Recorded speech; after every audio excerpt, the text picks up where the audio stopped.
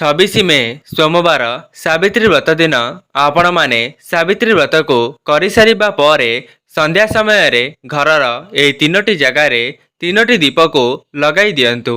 आपणक स्वामी दीर्घायु हेबा सहित आपणकर वर्ष वर्षर दुख कष्ट जंत्रणा धनजनित समस्या सबकिछि दूर होइजिब।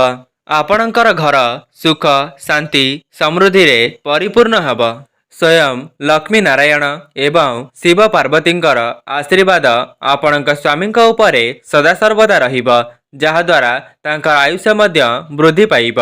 जदि भी आपण माने सावित्री व्रत दिन बहुत भल भावरे पूजा करि सारिबा परे भी निज स्वामींकर दीर्घायु कामना करिबा पई अधिक प्रयास करूछंती, तेबे आपण माने घरर एई तीनोटी जगार निश्चित भावरे तीनोटी दीप को प्रज्वलन करंतु। जदि आपण माने निज स्वामींकर दीर्घायु कामना करिबा पई मनरे प्रयास करूछंती, तेबे आपण माने सावित्री व्रतर संध्या समय रे घरर एई तीनोटी जगार तीनोटी दीप को प्रज्वलन करंतु, जहाद्वारा आपणकर स्वामी दीर्घायु हेबा सहित तांकर धनजनित समस्या मध्य सबुदिन पई दूर होई जाई थाए। जदि भी सावित्री व्रतरे आपणकर कौनसी भूल होई जाइथिबो, तेबे आपण माने एही उपाय को करिबा द्वारा लक्ष्मी नारायण एवं शिव पार्वतींकर विशेष आशीर्वाद आपणको प्राप्ति होई थाए। दर्शक बंधु, आपण माने जानिछंती प्रत्येक वर्षर ज्येष्ठ अमावास्या को सावित्री व्रत बोली माना जाई थाए, किंतु चलित वर्ष सावित्री व्रतटी 26 मे सोमवार दिन पड़िबा पई जाउछि एवं अमावास्याटी 27 मे रे पड़िबा पई जाउछि। आपण माने जानिछंती सावित्री व्रतरे प्रत्येक सधवा नारी माने निज स्वामींकर मंगल कामना करी सेमानक दीर्घायु कामना करी पूजाटी को रखि थांती। सेथिपाई नवविवाहिता महिला माने मध्य निज स्वामींकर दीर्घायु कामना करी एही व्रतटी को बहुत निष्ठार सहित पालन करिथांती, जहाद्वारा तांकर वैवाहिक जीवन सुखमय हेबा सहित तांक स्वामींकर मध्य आयुषरे वृद्धि होई थाए। तेबे चलित वर्ष 26 मे सोमवार दिन पड़िबा पई जाउछि सावित्री व्रत, जहाँकि दिन 12टा परे सावित्री व्रत पूजा करिवार शुभ तिथिटी रहिबा पई जाउछि। आपण माने सावित्री व्रतटी को दिन 12टा परे करिबा द्वारा आपणको सेथिरो बहुत शुभ फल प्राप्ति होई थाए, जहा फलरे मां सावित्री जेपरि सत्यवानकर जीवन को जमराजंक ठारो फेराई आनिथिले, तेबे आपणकर शंका सिंदूर मध्य सेहीपरि वज्र होई रहिब। काहेकि ना प्रत्येक सधवा नारी मानकर स्वप्न रही थाए जे से सदा सर्वदा सधवा होई निजर जीवनटी को अतिबाहित करिबा पई। सेथिपई स्वामींक आयुषरे वृद्धि कराइबा पई एवं आपणकर वैवाहिक जीवन को सुखमय करिबा पई एहा हेउछि एक बहुत बड़ दिन। आपणक द्वारा जेतिकी संभव हेउछि, तेबे आपण माने सावित्री व्रत करिबा सहित आपण माने निज घरर तीनोटी जगार दीप निश्चित भावरे प्रज्वलन करंतु।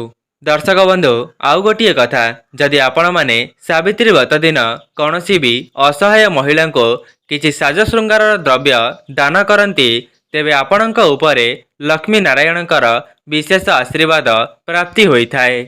एवं जेतेबेले आपण माने निज घरे संध्या देउछंती, सेही संध्या समय रे ही घरर तीनोटी जगार दीप को प्रज्वलन करिवे। जदि भी स्वामी स्त्री मध्य मन मतांतर देखा देइछि किंबा कली झगड़ा होइछि, ता सहित सेमाने मध्य बहुत बड़ समस्या रे फसी जाइछंती, विशेष करी धनजनित समस्या रे बुड़ी होई रहिछंती। लक्ष्मी नारायणकर आशीर्वादरो आपणकर समस्त समस्या दूर हेबा सहित आपणकर स्वामी मध्य दीर्घायु होइथांती। एवं दर्शक बंधु, जदि आपण मानक निकटरे सावित्री व्रत पूर्वरु एही वीडियोटी पहुंची सारिछि, तेबे एहाको जमारू हेले अणदेखा करंतु नाही। दर्शक बंधु, एबे आसंतु जानिबा पवित्र सावित्री व्रत दिन घरर केउ तीनोटी जगार आपण माने दीप को प्रज्वलन करिवे। दर्शक बंधु, एहाको जानिबा पूर्वरु आपण मानकु अनुरोध, वीडियोटी को लाइक करी कमेंट बॉक्स रे जय मां लक्ष्मी जय जगन्नाथ अवश्य लिखि दियंतु। चैनल ले नुआ थिले चैनल टी को सब्सक्राइब करि दियंतु। दर्शक बंधु, सावित्री व्रतटी प्रत्येक सधवा नारी मानक पई गोटिए गुरुत्वपूर्ण दिन होई थाए। ସେଥିପାଇଁ ଆପଣମାନେ ଲକ୍ଷ୍ମୀ ନାରାୟଣ ଏବଂ ଶିବ ପାର୍ବତୀଙ୍କର ମଧ୍ୟ ଏହି ଦିନ ପୂଜା କରିବା ଦ୍ୱାରା ଆପଣଙ୍କର ସ୍ୱାମୀଙ୍କର ଜୀବନ ବହୁତ ମଙ୍ଗଳକର ହୋଇଥାଏ। ତେବେ ଆପଣମାନେ ସାବିତ୍ରୀ ବ୍ରତ ପୂର୍ବରୁ ନିଜ ଘରର ଚତୁଃପାର୍ଶ୍ୱକୁ ଭଲ ଭାବରେ ସଫା କରିଦେବେ, ଯାହାଦ୍ୱାରା ଆପଣଙ୍କ ଘରୁ ସମସ୍ତ ନକାରାତ୍ମକ ଶକ୍ତି ନାଶ ହେବା ସହିତ ଆପଣଙ୍କ ଘରେ ସକାରାତ୍ମକ ଶକ୍ତିର ସଞ୍ଚାର ହେବ। ଏହାପରେ ଆପଣମାନେ ନିଜ ମୁଖ୍ୟ ଦ୍ୱାରକୁ ଭଲ ଭାବରେ ସଜାଇ ଦେବେ। ତେବେ ଆପଣମାନେ ମୁଖ୍ୟ ଦ୍ୱାରକୁ ସଜାଇବା ପାଇଁ ଆମ୍ବ ଡାଳର ତୋରଣ ଲଗାଇବେ ଏବଂ ମୁଖ୍ୟ ଦ୍ୱାରର ଦୁଇ ପାର୍ଶ୍ୱରେ ସ୍ୱସ୍ତିକକୁ ଅଙ୍କନ କରିବେ। ତା ସହିତ ମୁଖ୍ୟ ଦ୍ୱାର ସାମ୍ନାରେ ମା ଲକ୍ଷ୍ମୀଙ୍କର ପାଦ ପଦ୍ମ ମଧ୍ୟ ଅଙ୍କନ କରିବେ। କାହିଁକି ନା ଏପରି କରିବା ଦ୍ୱାରା ଆପଣଙ୍କ ଉପରେ ସ୍ୱୟଂ ଈଶ୍ୱର ପ୍ରସନ୍ନ ହୋଇଥାନ୍ତି। ଯଦି ଆପଣମାନେ ବି ନିଜ ସ୍ୱାମୀଙ୍କର ଦୀର୍ଘାୟୁ କାମନା କରି ସାବିତ୍ରୀ ବ୍ରତଟିକୁ ରଖୁଛନ୍ତି, ତେବେ ଆପଣମାନେ ମା ଲକ୍ଷ୍ମୀ ଏବଂ ନାରାୟଣଙ୍କୁ ପ୍ରସନ୍ନ କରାଇବା ବହୁତ ଜରୁରୀ ଅଟେ। ଦର୍ଶକ ବନ୍ଧୁ, ଆପଣଙ୍କ ଘରର ଦକ୍ଷିଣ ପଟେ ତୁଳସୀ ଗଛ ତ ନିଶ୍ଚିତ ଭାବରେ ରଖିଥିବେ। ଆପଣମାନେ ସାବିତ୍ରୀ ବ୍ରତଟିକୁ ପାଳନ କରିସାରିବା ପରେ ନିଜର ତୁଳସୀ ଚଉରା ମୂଳେ ମଧ୍ୟ ଗୋଟିଏ ଘିଅର ଦୀପକୁ ପ୍ରଜ୍ୱଳନ କରିବେ। କାହିଁକି ନା ତୁଳସୀ ଗଛ ହେଉଛି ମା ଲକ୍ଷ୍ମୀଙ୍କର ଅନ୍ୟତମ ସ୍ୱରୂପ। ଯେହେତୁ ସାବିତ୍ରୀ ବ୍ରତ ଦିନ ଆପଣମାନେ ଲକ୍ଷ୍ମୀ ନାରାୟଣଙ୍କର ବିଶେଷ ଆଶୀର୍ବାଦ ପାଇବା ପାଇଁ ଆପଣଙ୍କ ସ୍ୱାମୀଙ୍କ ଜୀବନରେ ଉନ୍ନତି ହେବା ପାଇଁ ପାଳନ କରିଥାନ୍ତି, ସେଥିପାଇଁ ଆପଣମାନେ ସନ୍ଧ୍ୟା ସମୟରେ ମଧ୍ୟ ମା ଲକ୍ଷ୍ମୀଙ୍କ ନିକଟରେ ଗୋଟିଏ ଘିଅର ଦୀପକୁ ପ୍ରଜ୍ୱଳନ କରିବେ। ଆପଣମାନେ ଗୋଟିଏ କଥାର ଧ୍ୟାନ ରଖିବେ, ସାବିତ୍ରୀ ବ୍ରତ ଦିନ ଶିବ ପାର୍ବତୀ ଏବଂ ଲକ୍ଷ୍ମୀ ନାରାୟଣଙ୍କର ବିଶେଷ ଭାବରେ ପୂଜାର୍ଚ୍ଚନା କରିବେ, ଯାହାଦ୍ୱାରା ସାବିତ୍ରୀ ବ୍ରତଟିର ସମସ୍ତ ଶୁଭଫଳ ଆପଣମାନେ ପ୍ରାପ୍ତ କରିବା ସହିତ ଆପଣଙ୍କର ସ୍ୱାମୀ ମଧ୍ୟ ଦୀର୍ଘାୟୁ ହୋଇଥାନ୍ତି ଏବଂ ଆପଣଙ୍କର ଶଙ୍ଖା ସିନ୍ଦୁର ସବୁଦିନ ପାଇଁ ବଜ୍ର ହୋଇ ରହିଥାଏ। ଏବଂ ଯେତେବେଳେ ତୁଳସୀ ଚଉରା ମୂଳେ ସେହି ଦୀପଟିକୁ ପ୍ରଜ୍ୱଳନ କରିବେ, ମନେ ମନେ ଓಂ ଲକ୍ଷ୍ମୀ ନାରାୟଣାୟ ନମଃ ଏହି ମନ୍ତ୍ରଟିକୁ ବାରମ୍ବାର ଉଚ୍ଚାରଣ କରିବେ। ଏବେ ଜାଣିବା ସାବିତ୍ରୀ ବ୍ରତ ଦିନ ଆପଣମାନେ ଘରର କେଉଁ ଜାଗାରେ 3ଟି ଦୀପକୁ ପ୍ରଜ୍ୱଳନ କରିବେ।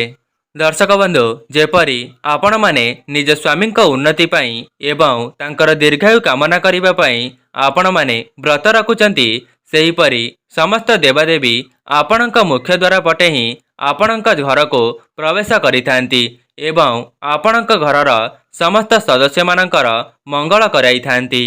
ସେଥିପାଇଁ ସାବିତ୍ରୀ ବ୍ରତର ସନ୍ଧ୍ୟା ସମୟରେ ଆପଣମାନେ ନିଜ ମୁଖ୍ୟ ଦ୍ୱାରର ବାମ ପଟରେ ଗୋଟିଏ ଘିଅର ଦୀପକୁ ପ୍ରଜ୍ୱଳନ କରିବେ ଏବଂ ଯେତେବେଳେ ସେହି ଦୀପଟିକୁ ପ୍ରଜ୍ୱଳନ କରିବେ, ସେଥିରେ ଅଳେଇଚ ଏବଂ କର୍ପୂର ଟିକିଏ ପକାଇ ଦେବେ। ସେଥିପାଇଁ ଆପଣମାନେ ନିଜ ମୁଖ୍ୟ ଦ୍ୱାରର ବାହାରକୁ ପଳାଇବେ ଏବଂ ଆପଣଙ୍କର ମୁହଁ ରହିବ ଆପଣଙ୍କର ଘର ପଟକୁ। ଯେଉଁ ପଟରେ ଆପଣଙ୍କ ବାମ ହାତ ରହିବ, ସେହି ବାମ ହାତ ଦିଗରେ ହିଁ ସେହି ଘିଅର ଦୀପଟିକୁ ପ୍ରଜ୍ୱଳନ କରିବେ। ଆପଣମାନେ ଦୀପଟିକୁ ପ୍ରଜ୍ୱଳନ କରିବା ସମୟରେ ଗୋଟିଏ କଥାର ଧ୍ୟାନ ରଖିବେ, ଯେପରି ସେହି ଦୀପଟିକୁ ଆପଣମାନେ ତଳେ ଲଗାଇବେ ନାହିଁ। କିଛି ଅରୁଆ ଚାଉଳ କିମ୍ବା ଶ୍ୱେତ ଧାନକୁ ତଳେ ରଖି ତା ଉପରେ ସେହି ଦୀପଟିକୁ ପ୍ରଜ୍ୱଳନ କରିବେ। ଦୀପଟିକୁ ପ୍ରଜ୍ୱଳନ କରିସାରିବା ପରେ ଆପଣମାନେ ଲକ୍ଷ୍ମୀ ନାରାୟଣଙ୍କୁ ସ୍ମରଣ କରିବେ ଏବଂ ଆପଣଙ୍କ ସ୍ୱାମୀଙ୍କର ଦୀର୍ଘାୟୁ କାମନା କରି ତାଙ୍କୁ ଜଣାଇଦେବେ। ଦର୍ଶକ ବନ୍ଧୁ, ଏହା ଥିଲା ପ୍ରଥମ ସ୍ଥାନ। ଆପଣମାନେ ସାବିତ୍ରୀ ବ୍ରତ ଦିନ ପ୍ରଥମେ ଏହି ଜାଗାରେ ହିଁ ଦୀପଟିକୁ ପ୍ରଜ୍ୱଳନ କରିବେ। ଏବେ ଦ୍ୱିତୀୟ ସ୍ଥାନଟି ହେଉଛି ଆପଣଙ୍କ ଘରର ରୋଷେଇ ଘର। ଦର୍ଶକ ବନ୍ଧୁ, ଆପଣଙ୍କ ରୋଷେଇ ଘରଟି ଏମିତି ଏକ ଜାଗା ହୋଇଥାଏ ଯେଉଁଠାରେ ମା ଲକ୍ଷ୍ମୀ ସଦାସର୍ବଦା ବାସ କରିଥାନ୍ତି। ଯେଉଁ ଘରର ରୋଷେଇ ଘରେ ମା ଲକ୍ଷ୍ମୀଙ୍କର ବାସ ହୋଇଥାଏ, ସେହି ଘରେ ଧନ ଅର୍ଣ୍ଣର କେବେ କମି ହୁଏ ନାହିଁ। ସେଥିପାଇଁ ଆପଣଙ୍କ ସ୍ୱାମୀଙ୍କର ଦୀର୍ଘାୟୁ କାମନା କରି ଆପଣମାନେ ନିଜ ରୋଷେଇ ଘରେ ମଧ୍ୟ ଗୋଟିଏ ଦୀପକୁ ପ୍ରଜ୍ୱଳନ କରନ୍ତୁ, ଯାହାଦ୍ୱାରା ଲକ୍ଷ୍ମୀ ନାରାୟଣଙ୍କର ବିଶେଷ ଆଶୀର୍ବାଦ ଆପଣଙ୍କ ଉପରେ ସଦାସର୍ବଦା ରହିବ। ରୋଷେଇ ଘରର ଉତ୍ତର ଦିଗରେ ଗୋଟିଏ ଘିଅର ଦୀପକୁ ପ୍ରଜ୍ୱଳନ କରିବେ। ଏପରି କରିବା ଦ୍ୱାରା ଆପଣଙ୍କର ସ୍ୱାମୀଙ୍କ ଜୀବନ ଦୀର୍ଘାୟୁ ହେବା ସହିତ ଆପଣଙ୍କ ଘରେ ଧନ ଏବଂ ଅର୍ଣ୍ଣର କେବେ କମି ହେବ ନାହିଁ। ଏହା ଥିଲା ଦ୍ୱିତୀୟ ସ୍ଥାନ। ଏବେ ଆସନ୍ତୁ ଜାଣିବା ତୃତୀୟ ସ୍ଥାନ ବିଷୟରେ। ତୃତୀୟ ସ୍ଥାନଟି ହେଉଛି ଆପଣଙ୍କ ପୂଜା ଘର। ଆପଣମାନେ ତ ସବୁବେଳେ ପୂଜା କରିବା ସମୟରେ ଦୀପ ଏବଂ ଧୂପ ଭଗବାନଙ୍କୁ ଅର୍ପଣ କରୁଥିବେ। ତେବେ ସାବିତ୍ରୀ ବ୍ରତ ଦିନ ଆପଣମାନେ ବିଶେଷ କରି ଶିବ ପାର୍ବତୀ ଏବଂ ଲକ୍ଷ୍ମୀ ନାରାୟଣଙ୍କର ପୂଜାର୍ଚ୍ଚନା କରିବା ଉଚିତ, ଯାହାକି ଏହାକୁ ଅତ୍ୟନ୍ତ ଶୁଭ ବୋଲି ମାନାଯାଇଥାଏ। କାହିଁକି ନା ଈଶ୍ୱରଙ୍କ ସହିତ ଆମର ସମ୍ବନ୍ଧ ପୂଜାପାଠ ଦ୍ୱାରା ହିଁ ହୋଇଥାଏ।